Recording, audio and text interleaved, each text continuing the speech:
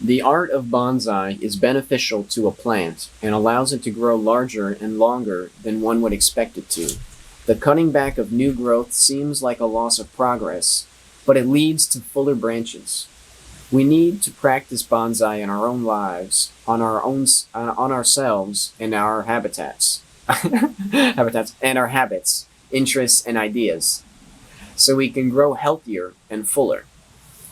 And so this kind of goes a little bit with a talk I was just doing about how, it's okay that some people don't stay in your life, and, you don't have to put in this effort for everyone, right? But there's certain things that, sometimes you feel like you've invested so much energy into it. Personally, for me, I've invested so much of my life and energy and time, right, into pursuing this path of becoming basically a professional engineer, right? And so I went to school, I made this decision when I was in like elementary school. They said, "What do you want to be when you grow up?" I said, "I don't know. I like playing with Legos and things like that. I guess I want to be an engineer," right? I didn't know what engineering meant. I didn't know. I found it enjoyable to make things, right? I thought it was cool to come up with ideas and create stuff and build and because of that, I thought that's what an engineer would do. And in some cases they do, but not all engineers are the same, right? And so when I finally went to college, right, it took me all the way to college to really understand what I was getting myself into here. I started taking classes, and I was like, it's just a lot of math. This is not as fun and creative as I thought it was going to be, right?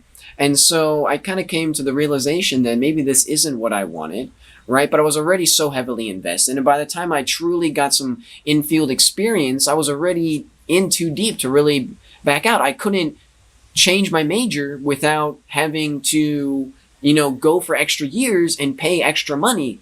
And I couldn't afford to do that, right? And so at this point I was like, well, I need the degree. I can't I can't stop my current trajectory. I have to follow through, right?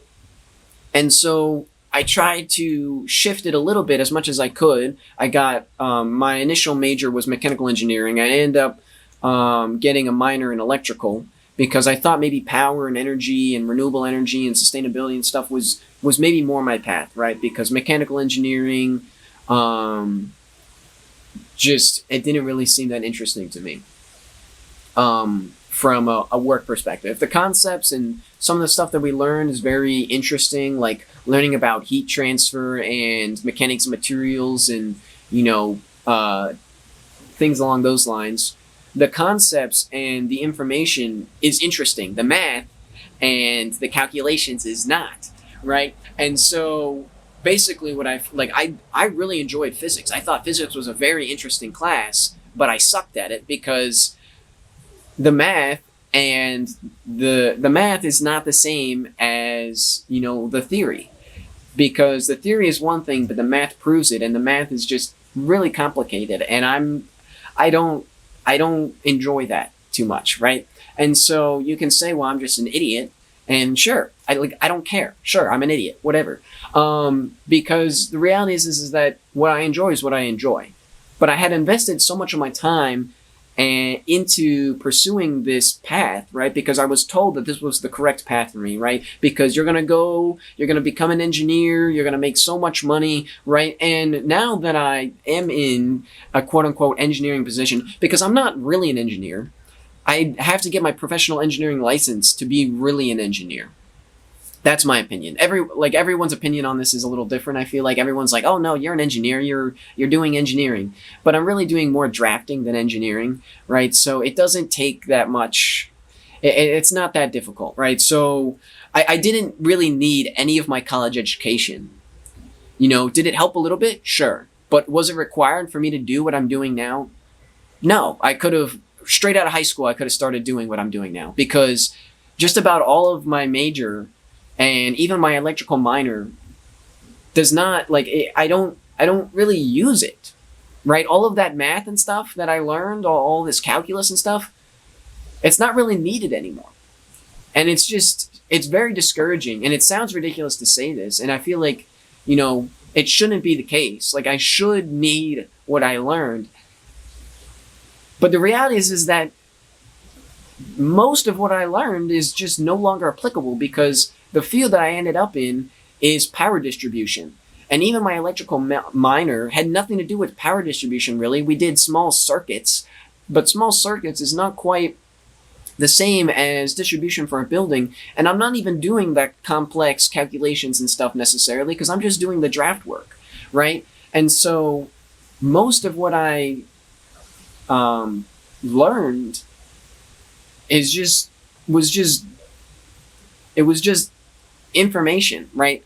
And I'm not like super upset about it, but it is just kind of ridiculous that the main reason I went to college is so that I could say I went to college and got a degree. And what I learned there is just it wasn't required. So it's just, I don't know. But basically, after all this, right, I have a job now, right? I'm like, when I say that I work in an engineering consulting firm, everyone's like, "Oh wow, you're smart. Wow, that must be nice. Wow." Like, everyone is like impressed and they're like, "Oh, he's successful, right? Like, he's on a good path, right?" And you can tell that by everyone's reaction, right? Like, because my brother is basically a bartender, right? So he bartends, right? Oh, you just bartend? Oh, okay, right. But if I say I work in an engineering consulting firm, everyone like the way people treat you is just different because of what it implies. But that's more ego than anything, right? And so that's the main benefit is that people look at me like I'm successful and like I made good life choices. But at the end of the day, I'm really not happy with my life choices. I don't like. It's great that people think that I'm an upstanding citizen or whatever because I have an engineering job, but I don't. I don't enjoy this, right? I don't want I've come to the conclusion that this is not the path for my life, and I feel like I'm basically just having a mini debrief. I got so off topic. Gosh. Anyway, bringing it back. So I've dedicated a lot of energy to this branch on my tree of my life, right? My life tree has this really, really dedicated branch, right, towards engineering. And it seems like all my future growth is going to be focused on this branch. But I can feel this branch getting too heavy. I can feel it's going to snap, right? And if we get a heavy windstorm, right, if we get some kind of hurricane or we get a heavy snow even that just covers this branch in a lot of weight, I know I'm going to lose it, right? And it's not going to be this, slow, it's going to be a snap all of a sudden. And boom, there goes that. My entire life, everything I have is dedicated onto this branch. All my energy is focused over here, right? And so I would much rather